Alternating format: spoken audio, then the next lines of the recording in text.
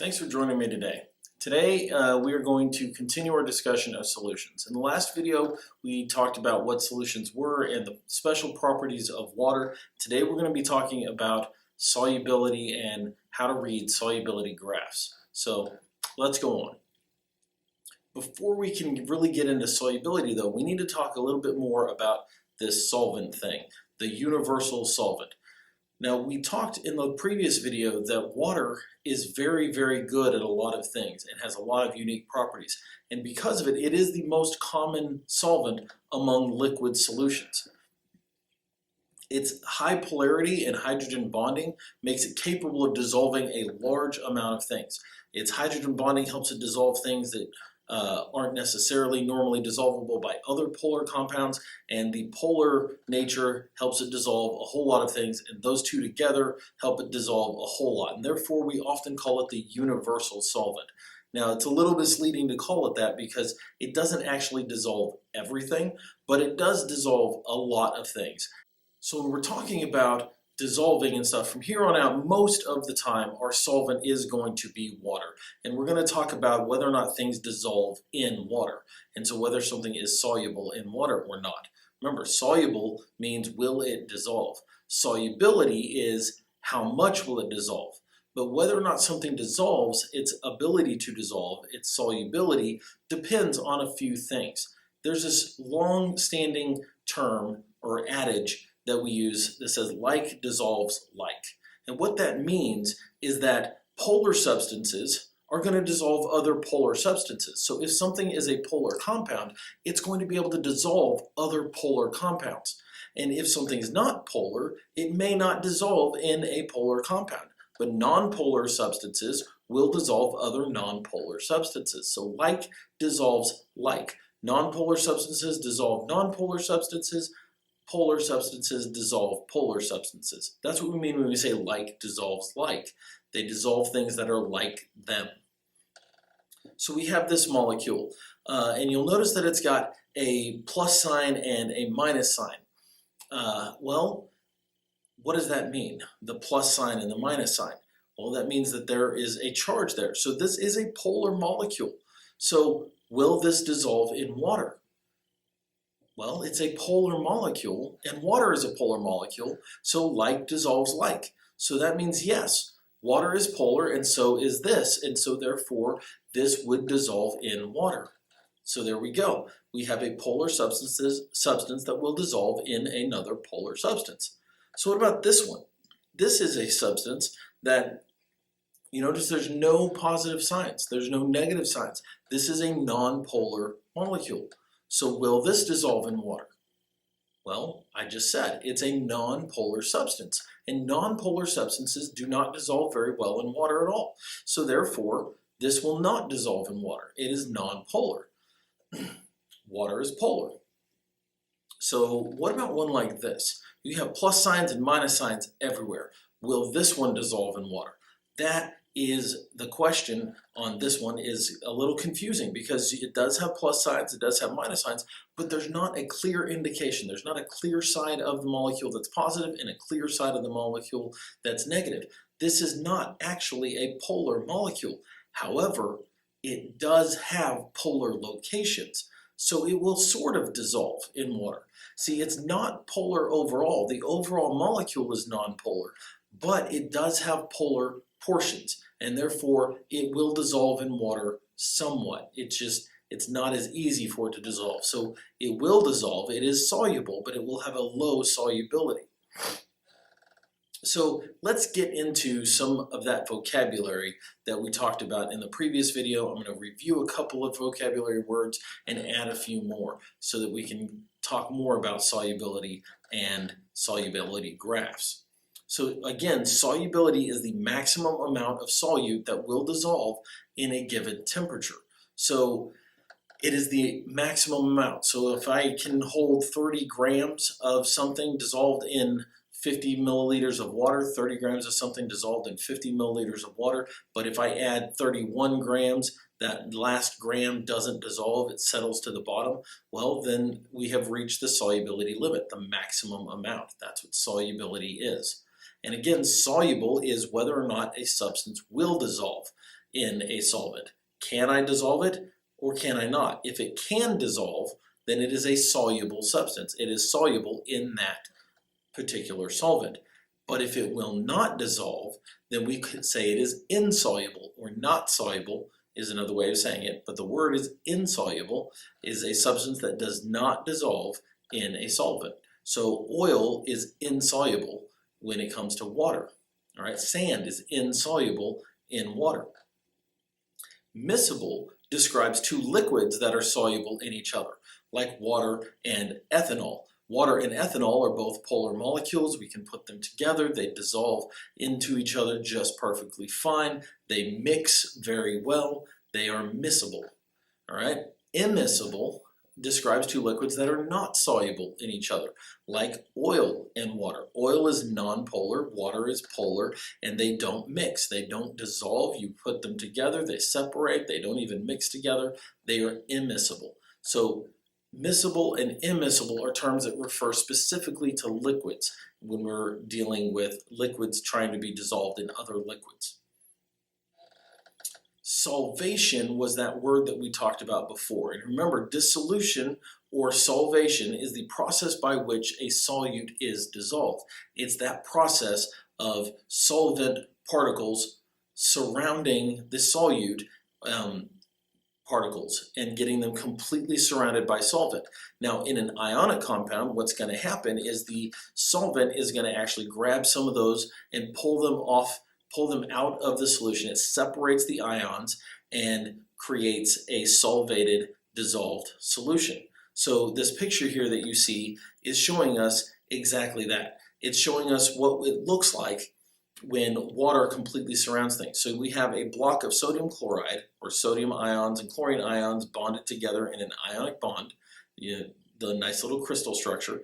And what the water is going to do is actually separate the sodium ions from the chlorine ions and then surround them. And you'll notice that the negative side of the oxygen of the water is all attracted to the positive sodium atoms. And the positive side of the water, the positive polar side of the water, where the hydrogens are, is attracted to the chlorine. And so this is what happens in the dissolving process of an ionic compound, is your solvent is going to break the ion apart into its different ions, break the ionic compound apart into its different ions. We call that ionization. Now, that can only happen when the solvent is actually in contact with the solute. So if I have a big chunk of solute, the solvation can only happen at the surface. It can only happen where the solvent and the solute particles come into contact with each other. So solvation only happens at the surface of the solute.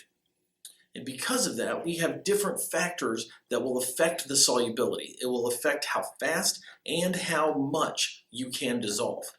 So we're going to talk about these factors that affect the solubility, as well as the rate of dissolution, or how fast it dissolves. The rate of solvation. Rate is how fast. So there are 5 factors that we're going to talk about that affect the solubility. The first is the nature of the solute and the solvent. It goes back to what we just talked about. The like dissolves like. All right. So that's the first thing that's going to determine the solubility, if it's polar or nonpolar. Then we have temperature. Temperature is all about the movement of molecules. Remember, it's the average kinetic energy of the molecules is what temperature is. So higher temperatures means the molecules are moving faster. Faster moving particles means they will dissolve better because there's more interaction between the solvent and the solute particles if they're moving faster. So you heat something up and it will dissolve better. You've probably all noticed that. It can not only dissolve faster, but dissolve more. So if you have like a cup of tea and it's a cold tea and you add a little bit of sugar to it, it dissolves a little bit, and then you stir it around and it dissolves a little bit more, but it takes a long time to get that sugar to dissolve in your tea. But if you heat that tea up, you can dissolve a whole lot more sugar in there, and it dissolves a whole lot faster because the molecules are moving faster. So temperature makes a big difference. Pressure. Now, this is mainly when we're talking about gases, because When you put a lot of pressure on something, it allows those gas particles to stay in solution, stay dissolved. If you release the pressure, those gas particles will actually separate from the solvent and come out. That's actually what happens in a soda.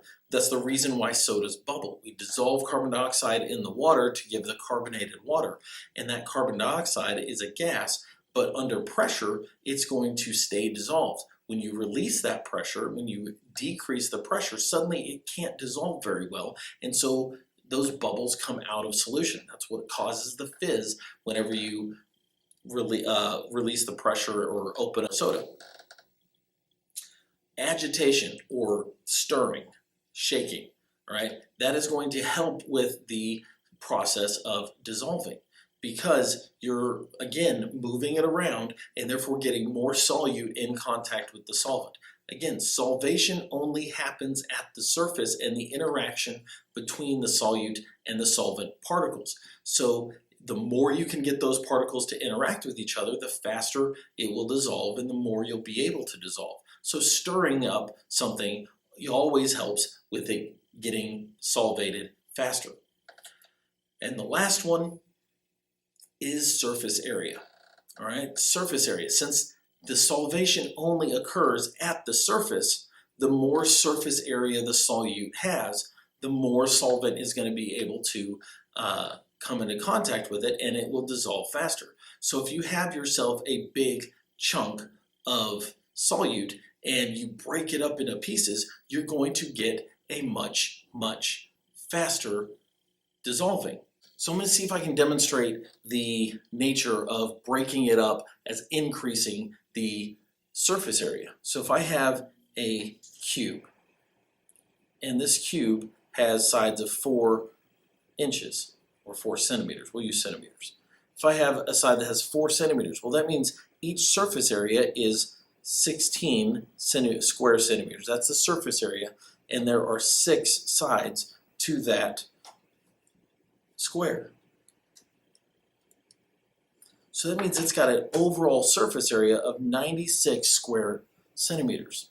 Now, if I then take each of these sides and I break it up into 4,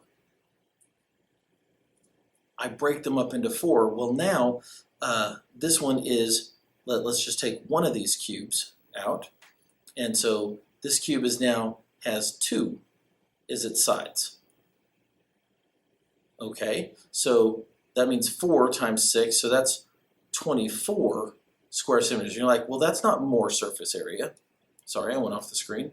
That's not more surface area, but that's just one of these. There's actually 1, 2, 3, 4, 5, 6, 7, 8 of those in there. So I've made 4 cubes on top and 4 cubes on bottom, and so I now have 8 cubes. So 24 times 8 is 192 square centimeters. So by breaking this cube into smaller cubes, I have increased the surface area drastically. Okay, so that's why crushing a cube is going to give you a whole lot more surface area whenever you need to increase surface area. We crush it, we make it smaller, we break it up. That's why powdered sugar is going to dissolve a lot better and a lot faster than a big huge chunk of sugar, because of the surface area is much, much greater. We're going to talk about the solubility table, which tells us whether or not something is soluble. So to determine if that's soluble, if a solute will dissolve in water, which is going to be our main solvent, we're going to use the solubility table. Now, this was provided for you in the chemistry reference sheet. If you're watching this on YouTube, there's a link to it in the description below. If you're in my class, then this was actually handed to you. So we're going to look at that solubility chart. In general, it's the anion, or the negative part of an ionic compound, that determines if an ionic compound is soluble in water or not.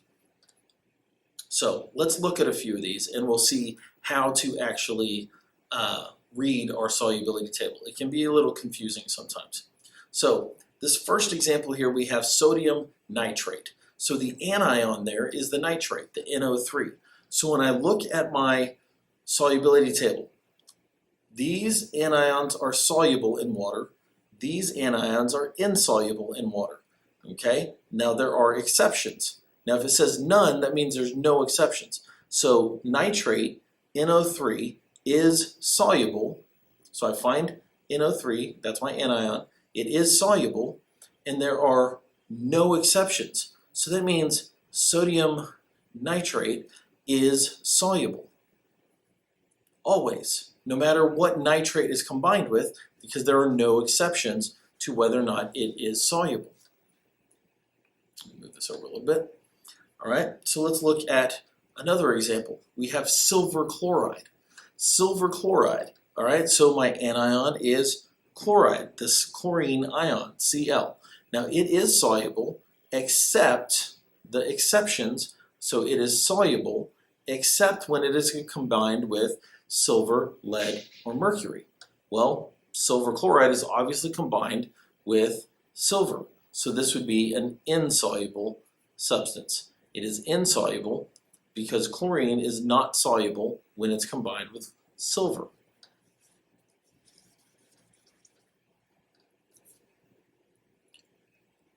Beryllium phosphate. So now I look at my anion. The anion is phosphate. So I find phosphate. Well, it's not on this list. Well, it's right here. Its PO4 is phosphate. Well, it's insoluble, except when it's combined with ammonium or group 1 metals.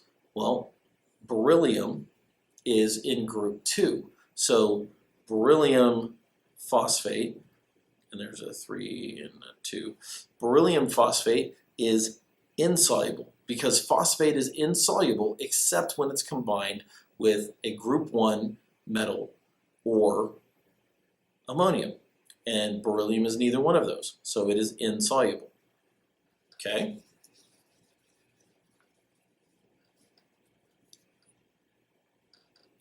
Now we have sodium phosphate. Again, phosphate is insoluble except when it's combined with an ammonium or group 1 metal. Well, sodium is a group 1 metal, so this would be soluble because phosphate is normally insoluble and sodium is one of its exceptions. So that's how we read this solubility table. It will take a little bit of practice because it's a little bit backwards to the way that we think sometimes, but that's the way we read the solubility table, and it's not super complicated. You just have to look at it and know that you're always only looking at the anion as to whether it's soluble or insoluble. So now when we talk about concentration, again, this is a review of the vocabulary that we talked about in the last video. Concentration is a measure of the amount of solute that is dissolved in a given amount of solvent. So there are 3 basic categories of that. It's how much solute we have dissolved. 3 categories of concentration when we're discussing solutions. So those categories are this: an unsaturated solution. Unsaturated means it is not saturated. That means the amount of solute has not reached the solubility limit at that given temperature. So at 25 degrees Celsius, it can dissolve 25 grams, but if I only have 13 grams, then I have not reached the limit of its solubility yet, and so it is unsaturated. I can still add more. Now, if the solubility limit is 100 grams and I have 5 grams, that is an unsaturated solution. If the solubility is 100 and I have 95 grams, that's still an unsaturated solution. So this is not an exact amount. An unsaturated solution is just any solution that could hold more solute. If it can hold more, it's not reached the limit, then it is an unsaturated solution. A saturated solution is one that has the maximum amount. The amount of solute is equal to its solubility limit at that temperature.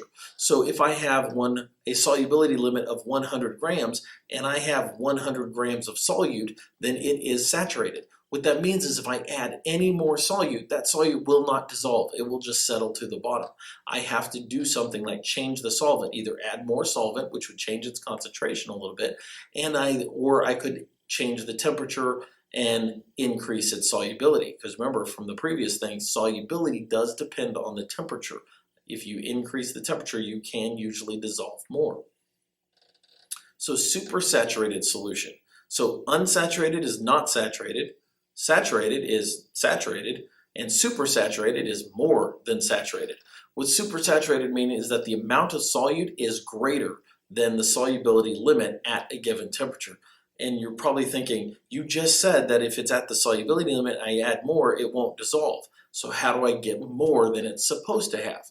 Well, if you've ever made rock candy or crystals at home, this is how it's done. You heat it up, and when you heat up the solvent, you're going to increase the solubility. So you heat it up to a high temperature, and then you can add a whole lot more. You reach the solubility limit at that higher temperature, and then you let it cool down slowly and not jostle it around, and be very careful with it. And if it cools down slowly, once it's got that stuff will stay dissolved. Now the thing is if you add just a little bit more solute once it's cooled down, or you hit it or shake it, then it will usually start to crystallize. And that's how we actually form that rock candy, if you ever did that as a kid. Maybe we'll do that at some point.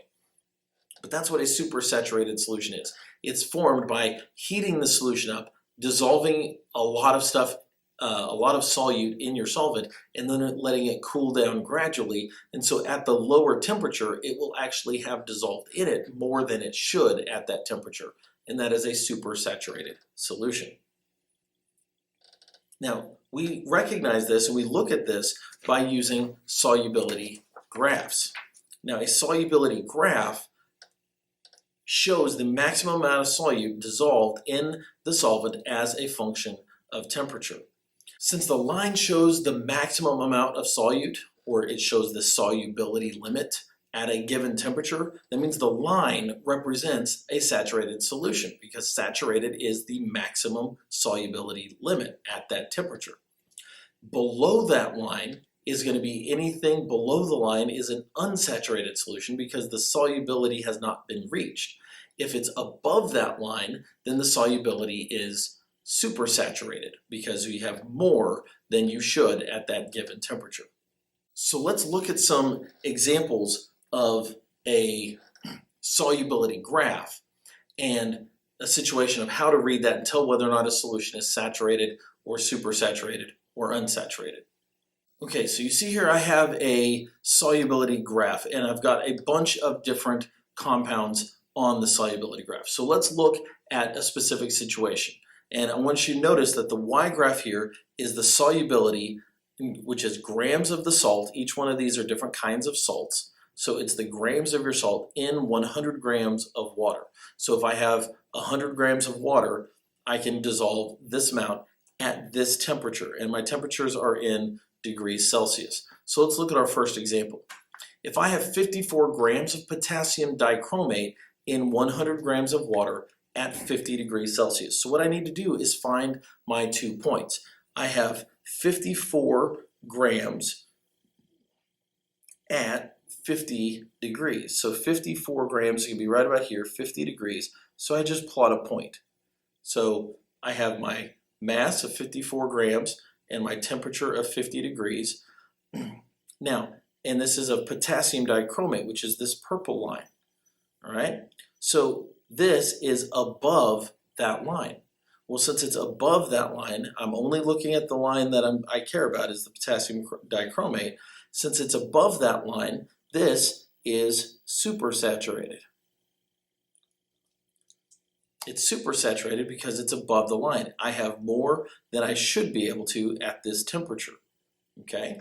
So if I do the exact same thing, I have 54 grams of potassium dichromate in 100 grams of water at 77 degrees. So now it's the same amount, but now I'm going to go all the way over here to 77 degrees. And that's more or less right there. That's on the line. So that would be a saturated solution because it is on the line. On the line, everything on this line is saturated. So potassium dichromate is saturated at that temperature with that amount, 54 grams at 77 degrees. So if I have 54 grams again at 90 degrees, now it's the same amount, but now I'm at 90 degrees. Well, that's going to be unsaturated. Well, how do I know it's unsaturated? Well, my line of potassium dichromate is right here, and this is below that line.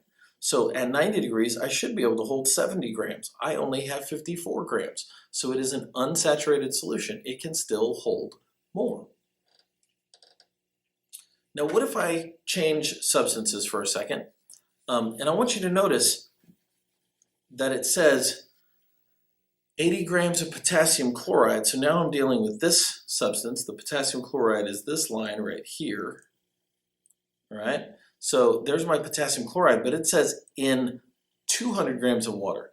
But I only have 100 grams of water here.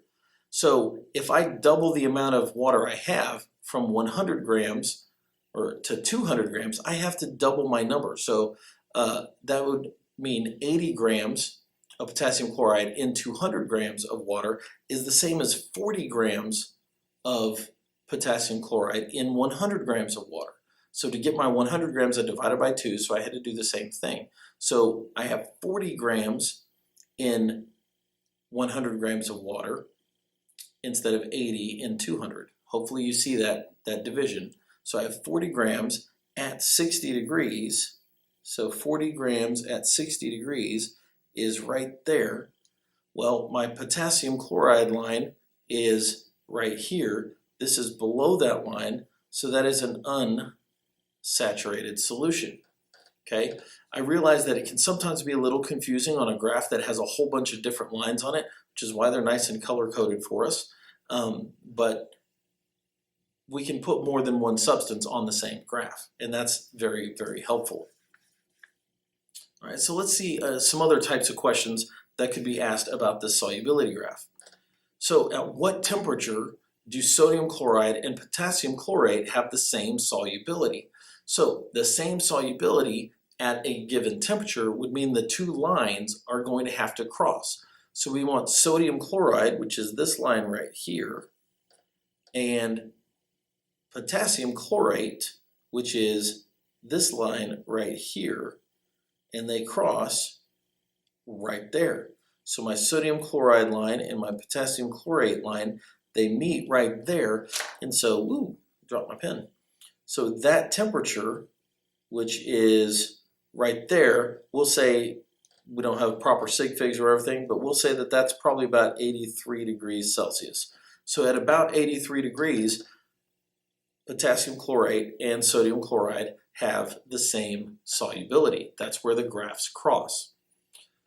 So will sodium chloride and cerium sulfate ever have the same solubility? So sodium chloride again is this line right here, and cerium sulfate is this line right here. Now you'll notice that if I take away these dots, the cerium sulfate line and the sodium chloride line, they don't cross anywhere on this graph. But if I draw this backwards and just pretend that I can, what direction it's going to go, and the sodium line is a linear one, so it's going to go back, they will cross eventually. Now, I'm not asking what temperature it's at because that's not on the graph, so I can't give you that information.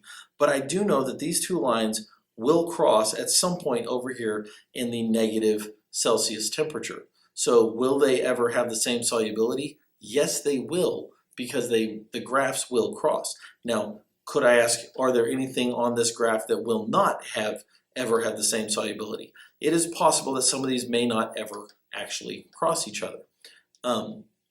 And so, because you could end up with 0 grams, you can't have less than 0 grams. So if their crossing would only happen below the x-axis, then that would obviously mean that they never have the same solubility. That's unlikely on this graph. So hopefully you've seen from these examples and how to read that, how to read your solubility table to tell whether or not something is soluble, and how to read a solubility graph so we can tell whether a solution is saturated, supersaturated, or unsaturated based off the solubility graph. It's very important that you understand the differences between those terms of saturated, unsaturated, and supersaturated, and how to read them on the solubility graph. Hopefully you enjoyed this. Thanks for watching, and have a day.